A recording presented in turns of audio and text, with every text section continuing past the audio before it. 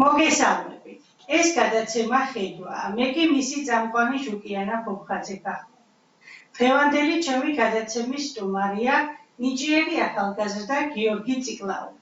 მოგესალმებით, გიორგი. მოგესალმებით. გიორგი, გაგვეცანით მოგვიყევით თქვენს შესახებ, რომელ სკოლაში სწავლობდით, სად ცხოვრობთ და რა იყო თქვენი ბავშვობის მისწრაფება? კიდევ ერთხელ მოგესალმებით, ვარ 20 წლის, ცხოვრობ თბილისში, დამთავრებული მაქვს 118 საათის სკოლა და ბავშვობიდან ძალიან ბევრი გადაცემა მქონდა, ძალიან ბევრი მისწრაფება მქონდა, ცნობის მოყარა მიხმავი რა მაინტერესებდა, სკოლის პერიოდი ძალიან სასიამოვნო იყო ჩემთვისაც. ასევე გარდა ამისა, მე ბავშვობიდან მუსიკოსი ვარ მიხელი და ეს სფერო იმდენად მიყვარს, რომ დღემდე ავწყვეტ მასთან კონტაქტს და შემოქმედებას. სკოლის პერიოდზე დაუბრუნდეთ, რომელი საგანი გიყვარდათ განსაკუთრებით, რომელი მასწავლებელი გიყვარდათ და არის თუ არა ნამდვილად ეს ბმა, რომ თუ პედაგოგი გიყვარს საგანი. თქვენ შემთხვევაში როგორ? ჩემ შემთხვევაში როგორ იყო და გეტყვით ახლა მე ყველაზე მეტად მიყვარდა გეოგრაფია სკოლის საგნებიდან და ეს საკმაოდ მასწავლებლის სიყვარული იყო გამოწვეული, იმიტომ ის იყო ჩემი დამრიგებელი და ეს მითი არ არის? ეს მითი არ არის, დიახ.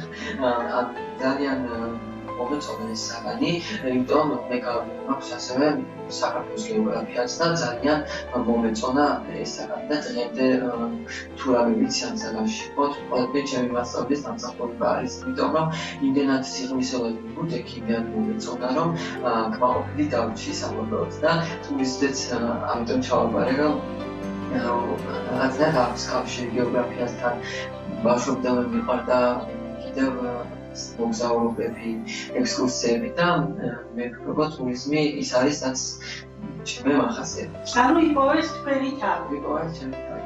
მოდი დავაკონკრეტოთ, რომელ სასწავლებელში სწავლობთ. მე ვსწავლობ ქალაქ თბილისის სასწავლებელში, კეთოთ ახალი უმაღლესი სასწავლებელი. ასეთია 2013 წლიდან დავარსებობთ ჩვენ და ჩვენ უნივერსიტეტი არის საკმაოდ აქტიური რაიმე სახის ღონისძიებებსა თუ ფესტივალებში მიმართება. ასევე მე ამ უნივერსიტეტში თუ რამე აქტივობა, თუ რამე ისეთი პროექტები ავღებობ მონაწილეობას და არა მარტო მე, სხვაებიც აქტიურად არიან ჩართულები ამ პროცესში და ვცდილობთ, რომ უნივერსიტეტის ზოგადობა უფრო გამოსცადოთ ყოველწლიურად. ეროვნულ გამოცდებზე სტუდენტები ვიყოფით, დავდივართ საგამოძიებო ცენტრებთან და ვარიგებთ ჩვენ უნივერსიტეტის ფლაიერებს, რომ უფრო ცნობად გახდეს უნივერსიტეტი, უფრო მეტი დაინტერესდეს და ამით მეტი სტუდენტები მოვიზიდოთ. ვთქვათ, რომ რითი არის გამორჩეული თქვენი უმაღლესი სასწავლებელი. როცა ჩავაბარე, ძალიან ბევრ სტუდენტს ჰქონდა კავშირი მუსიკასთან, ზოგს უკეთესად და გამართულად შეეძლო ლექსის წაკითხვა, მათ შორის ყავს ორი სტუდენტი, ვისაც ერთ-ერთს წიგნიც კი დაუბეჭდეს თავისი პოეზიური შემოქმედების და მათაც წარმატებას უსწრებდა მოიკითხავთ და ასევე ჩვენ ყოველი წლის ბოლოს, როდესაც ახალი წელი მოდის, კორპორატიული საღამო გვაქვს, სადაც თამაშებიც არის, ერთობით კიდეც, ღერით კიდეც და ამით ვატარებთ დროს და ეს ჩემთვის სტუდენტობის ერთ-ერთი ნაწილია. რაც შეეხება სწავლის პროცესს, ჩვენ უნივერსიტეტი სწავლის ძალიან აქტიურია, ევროპის რამდენიმე ქვეყანასთან ერთად არის გაფორმებული მემორანდუმი და ერასმუსი არის კიდევ გაწყვეტილი პროგრამები, სადაც სტუდენტები მიდიან უსიტყვით და სრულად დაფინანსებული არიან სწავლობენ და შემდგომ ისევ ბრუნდებიან უკან. სხვა კიდევ ჩვენს უნივერსიტეტში საკმაოდ ძალიან კარგი პროფესორები არიან, ლექტორები, მიდგომაც ძალიან კარგი არის, ჩიტკომა არის, არ არის მიკერძოება, მათ შორის სტუდენტების მხრივ 4-ვე კურსის სტუდენტები ერთმანეთთან მეკობრობენ. ყოველ შემოდგომასა და ზაფხულში ექსკურსიები გვაქვს, დავდივართ ხანსად ადგილები არის და ყველგან დავდივართ და ეს არის კარგი, რომ ერთმანეთთან ვართ შექმნები, არ არის მიკერძოება და მაქსიმალურად ვცდილობენ, რომ გვერდში დაგიდგან და შეგიქმნათ კეთილდღეობა. არის ძალიან სიმშვიდე, სიწყნარი და რაც თავარია ადმინისტრაციასთან და ყველასთან, ვინც შეიძლება რამეში თაგვეხმაროთ, შევიწყოთ, ყველასთან გვაქვს კონტაქტი. ერთი რამე დავაკონკრეტოთ, ახსენეთ, რომ გავდივართ და ვნახულობთ სხვადასხვა ადგილებს. ეს ხდება სტუდენტების ინიციატივით და მხოლოდ სტუდენტები ჩამოიფარგლება თუ არიან პროფესორ-მასწავლებლებიც ამ ყველაფერში ჩართული და უნივერსიტეტი. რა თქმა უნდა, უნივერსიტეტის ჩართულია ამაში, ჩვენი პროფესორებიც ძალიან ხარს უჭერენ ამ ყველაფერს, რომ სტუდენტებმა მეტ შემოგვიყვანოს. ადგილის არჩევაში თმოგებულობენ მონაწილეობას, რომ აი შეარჩიოთ ადგილი და გირჩიონ, რჩევა მოგცენ, რომ მოდი აქ წახვიდეთ ჯობია.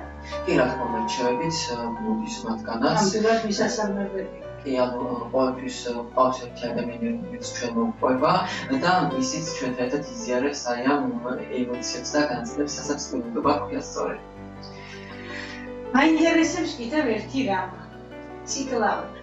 თვალი მე მგონია არის მთიული, ხო? კი, ბატონო. თუ დადიხართ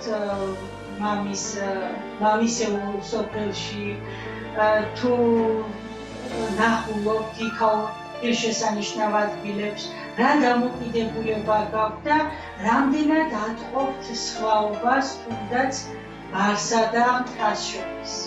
რა თქმა უნდა, ხშირად დავდივარ მამის სოფელთან, იმიტომ თბილის სამართლოს არის და როცა მიხარდება დასვენის წლებში ყოველთვის მიყვები და როცა ჩავდივარ ინვესტიცია ისეთი გარემოა, ჰაერი უნიკალურია, ტყეც არის, გარშემო ტყეც გასაზღვრება, არაჩვეულებრივი პანორამული კავკასიონის ხედი, კავკასიონის მთავარი ქედი მოჩანს იქიდან, მყინვარები და ეს არის ძალიან ლამაზი სანახაო და ჩემი აზრით სტუდენტების და ტურისტებისთვის ერთ-ერთი სავიზიტო ბარათიც არის ეს, რომ აუცილებლად ეს უნდა ელჩონ ვიზიტით საბაგირების დღეს, კიდევ იქით მთიულეთს და მოინახულოთ ეს მათაც არაჩვეულებრივი გარემო.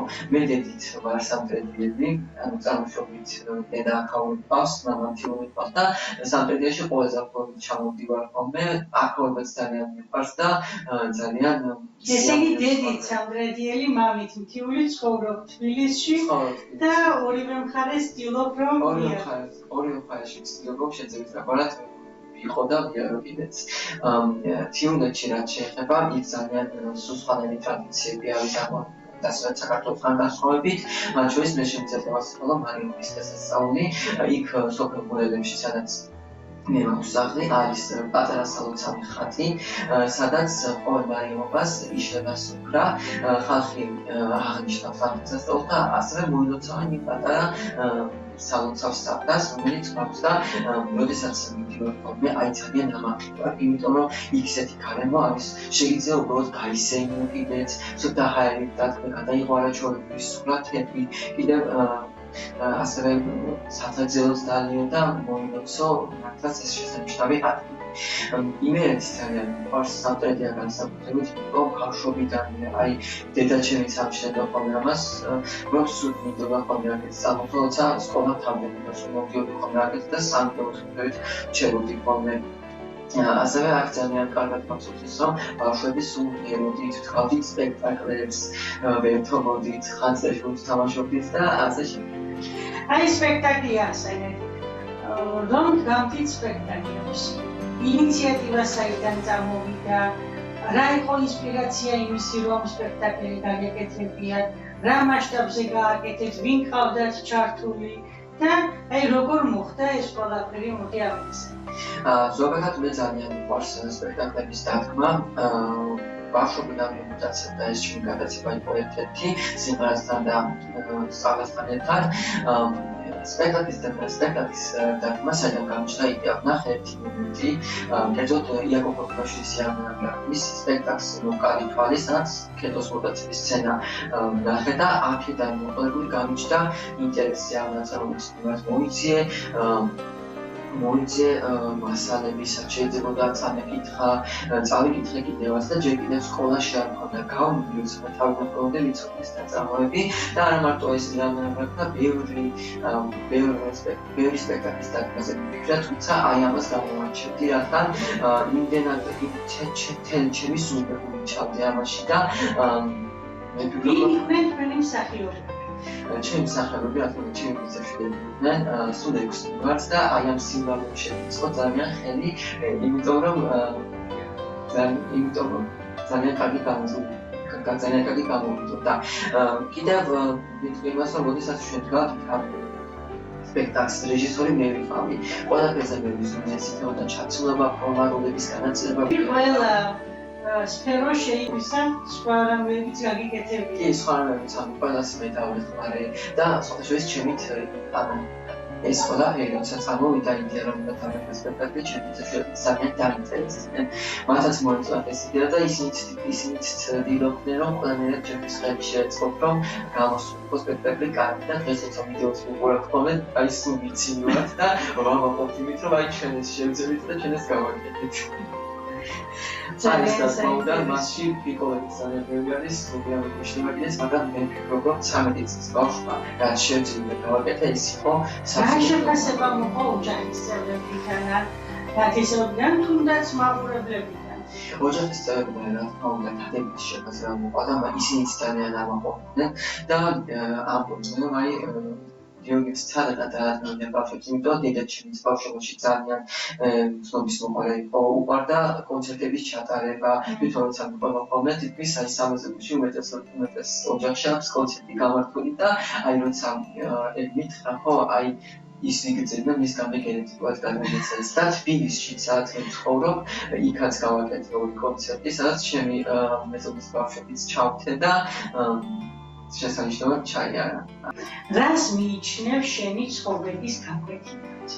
აი რა მომენტი იყო, რამაც მოგცა ცხოვრებაში უდიდესი გაკვეთილი? ცხოვრებაში იყო ერთი მომენტი, რამაც უდიდესი გაკვეთილი მომცა და ვფიქრობ ის რომ არ ყოფილიყო, მე ის ვერ ვიქნებოდი, ვინც ხარ წინაპირში. რა თქმა უნდა, არის ხოლმე ისეთი როცა ცხოვრება გარკვეულგან უწევთ ვიგზავნის ეს იქნება რაიმე უარყოფითი, ან რაიმე სხვა ისეთი რამაც შეიძლება ცოტა ხნით დავუყოთ, მაგრამ ამაში ჩვენ იქით უნდა გავაძლიეროთ და მოგწეს ისო ჩვენ ფარხმალი არ დავყაროთ, მომავალში უფრო უკეთესი ნაბიჯები გადავდგათ და უკეთესად წარიმართოს ჩვენი ცხოვრება. კიდევ დავამატებ იმას, რომ როდესაც გავხდი სტუდენტი, აი მაშინ სულიად შეიცვალა ჩემი დამოკიდებულება ცხოვრების მიმართ და აი ძალიან მიხარობდა როდესაც ლექციებზე მიდიოდი, ვეცხრებოდი, რადგან ახალს ვსწავლობდი, სკოლისგან გასვლით იქ სხვადასხვანაირი პრობლემები არის, უფრო მეცოდნას ვიღებდი, ასევე პოეზიის საღამოებშიც ვეფერბოდი, კიდევ სხვა პროექტებშიც და ვფიქრობ, რომ ეს არის ერთი ცხოვრებაში ერთ-ერთი მნიშვნელოვანი ეტაპი, რომელიც შეიძლება ყველა უნდა გამოცხადდეს. ძალიან საინტერესო ფრაზა იყო ბოლოს, რომ ყველა უნდა გამოცხადდეს. ნამდვილად ვისურვებ, რომ ყველამ გამოცხადდეს. უამრავჯერ ახსენებთ მუსიკას, სიმღერა, როგორ შემოვიდა მუსიკა ზოგადად თქვენს ცხოვრებაში?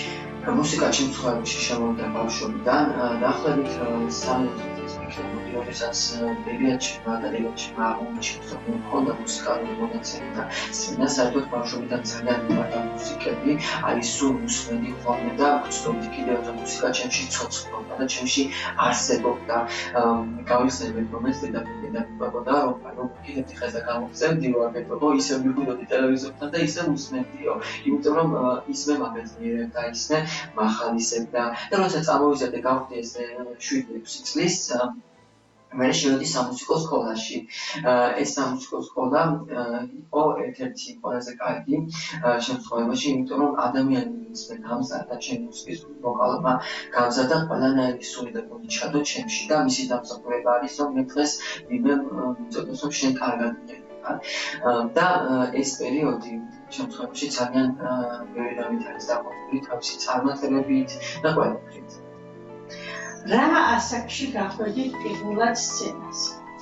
პირველად როცა გავედი სცენაზე, ვიყავი დაახლოებით 7-8 წლის ვიქნებოდი და ვიმღერე საბავშვო სიმღერა, ვიმღერე ერთი მამუკრიამ სიმღერას, ეს სიმღერა ვიმღერე და აი თავიდან შორის აი მოგიხსენებ, არ ვერგულობდი სცენაზე გამოვიდოდი ბავშვი ვიყავი და პირიქით აი ველოდებოდი ერთი მომენტი, რომ ველოდებოდი ჩემს გამოცხადებას და გამოცხადება ავიდე სცენაზე ვიმღერო.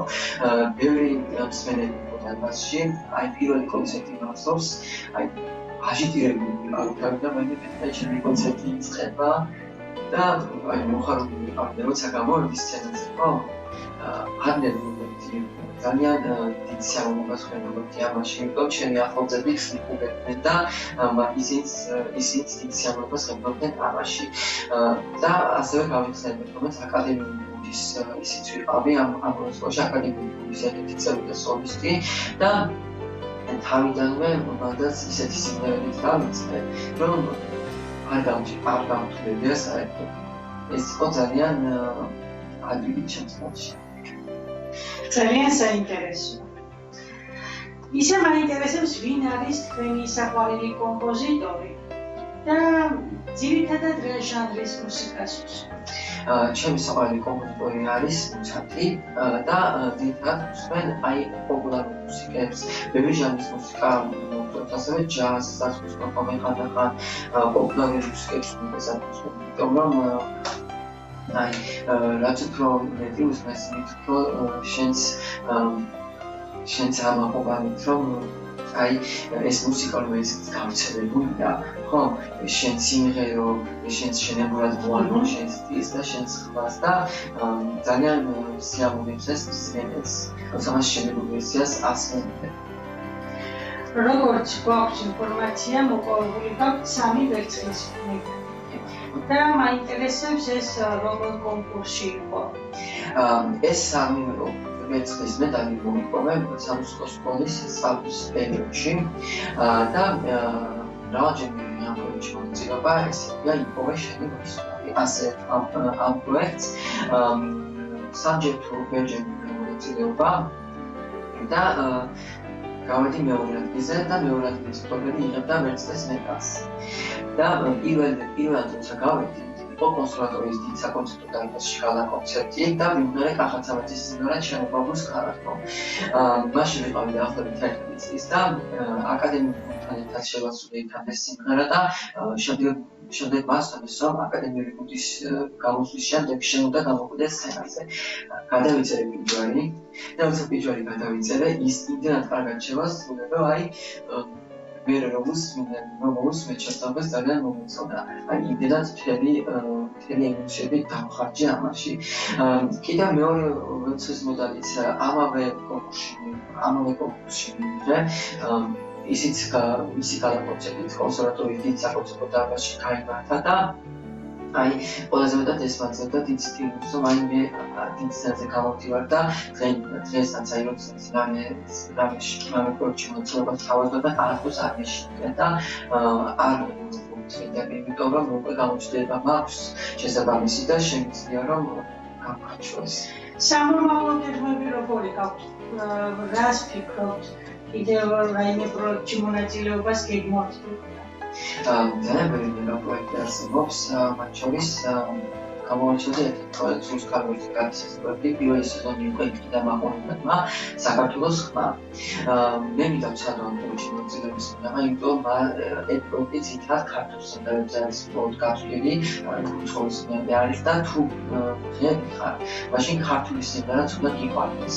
სულ პარტის თავი გავანებოთ ქართულ სიმღერას და უნდა გქონდეს ყველას შეხება და ყველას უნდა სიამოვნებდეს. მე ქართულ სიმღერებში ხედავ ჩემ თავს ძალიან კარგად და ყოველთვის, როდესაც რაიმე იდეა მიჩნდება, ჩემს გიზაში ვარიანტი არის, მასთან ვწერ ხოლმე დუეტებს და ვაკეთებ. არა მარტო ქართულ სიმღერებს, უცხოურ სიმღერებს, მაგრამ ქართული სიმღერა ნომერი პირველი არის ჩვენთვის და პირველად უნდა ჩაიყვანოს. ძალიან საინტერესო.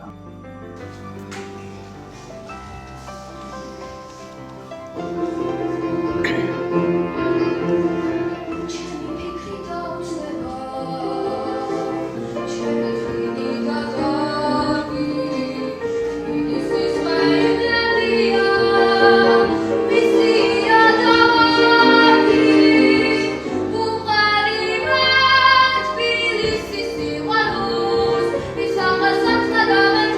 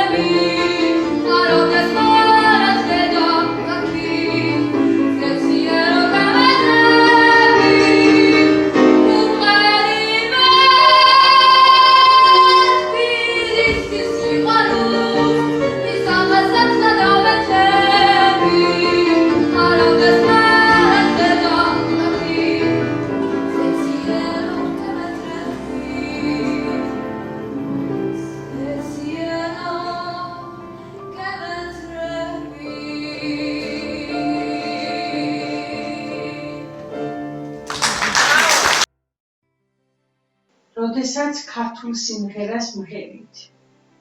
რაიმე განსხვავებული ემოცია გეუფლებათ, ვიდრე უცხოური სიმღერისას. იცით რა არის სხვადასხვა უცხოურ სიმღერებს, რომელსაც ვერი ვარ, შემთხვევით მაგუთიდან ვხედა, იმიტომ უცხოურ სიმღერას ვთვლით უფრო სხვა დატვირთვავს, ქართული სიმღერა უფრო აი ზოგისებია. არის თუ არა პასუხისმგებლობა თქვენთვის ქართული სიმღერის შესრულება? რა თქმა უნდა, პასუხისმგებლობა არის ძალიან დიდი, იმიტომ რომ თუ საქართველოში ცხოვრობდა შენ ქართულ ხანაში, აქ ხალხის სიყვარულის მოპოვებისთვის შემდა იმერო ქართულად. და მე ვფიქრობ, ეს არის ერთ-ერთი მთავარი ჩემთვის და ყველასთვის, ვინც ამ სფეროში არის ჩართული.